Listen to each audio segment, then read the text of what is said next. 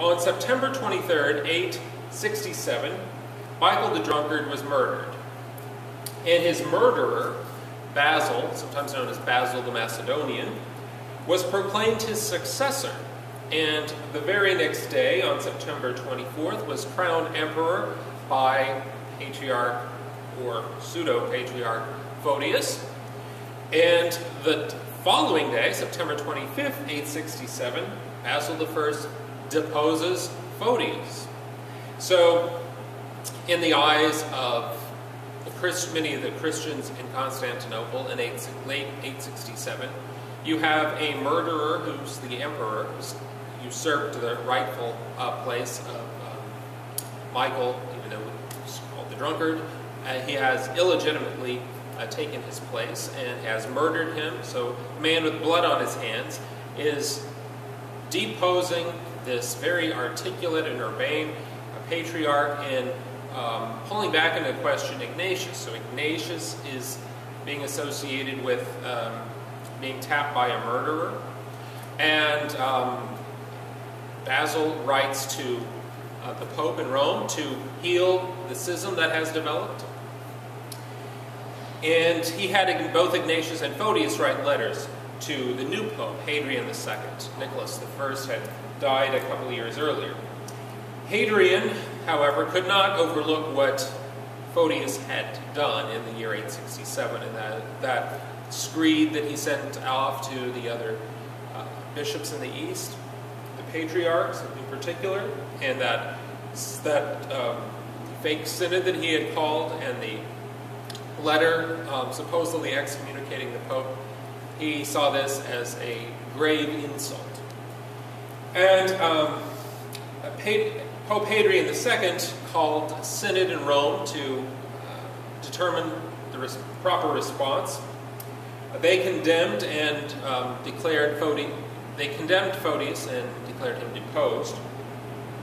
And they also deposed all the priests that Photius had ordained over the preceding nearly 10 years.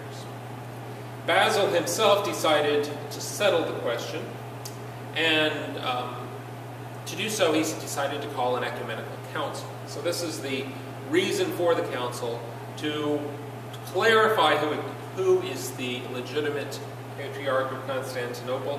And so in late 869, Basil the Macedonian invites various bishops and the papal legates to Constantinople, and the council opens on October 5th of that year. The council opened in the great cathedral there of Hagia Sophia, and would hold 10 sessions between October 5th, 869, and February 12th, 870. Most of the activity of this council centered around what Photius had done, and deposing Photius, those teachings, those writings that he had sent out that had condemned the Pope and the meddling of the Church in Rome in affairs of the East, and as well as reconciling certain bishops and certain priests who had for a while backed Photius, and absolving or giving penance, reconciling certain people who had falsely testified at that synod in 861 that Photius had called, that first one where the papal legates were present. At the opening session, however, the legates were required to show their credentials, and this was seen to be a little bit of an insult. But they did it. They showed their credentials, that they were here, in fact, representing Pope Hadrian II. They read the letter that he had sent that was drawn up after that synod in Rome. And that letter contained a condemnation of all the heresies from the previous councils, mentioned in the previous councils, and declared an anathema against Photius, declared him put aside, and a document of reconciliation spelling out the conditions necessary for that reconciliation with all those who had sided with Photius in this schism. So this was a very personal wound between East and West. Much of what has been happening, or had happened between particularly the 500s, 600s, 700s, you had increasing periods or long periods of separation, falling out of communion between the East and the West, when the East would fall into heresies of monophysitism, monothelitism, the iconoclasm, and each one of these, the bond, the memory of being in union grew weaker. And so by this point you have acts of, direct acts of, against charity being thrown on top of that weakened bond from personal experience of history. So, and this lives would live on in the memory of many in the East and in the West as well. The 8th session witnessed the burning of all the acts of Photius' synod and his anti-papal writings. The 10th synod, in the 10th session, 27 canons were agreed upon, and most of these were directed mainly against Photius. So most of this council is perhaps of historic interest, but didn't have a lot of influence on what came later. There's not new doctrine clarified. There's no further clarification of doctrine here. There's nothing really dogmatic that's spoken about. But there are some very important issues of.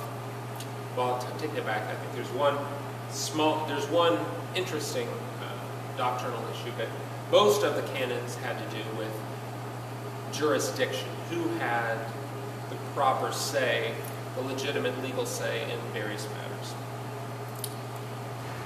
The 3 that I'll point out were, of those 27 canons, were number 11, and this is the one that may have something new to say about doctrine, but it was not a very widely held or widely acclaimed heresy. It was a teaching by some that men and women might in fact have 2 souls and not just one, and this was declared anathema, as with anyone who was advancing these teachings.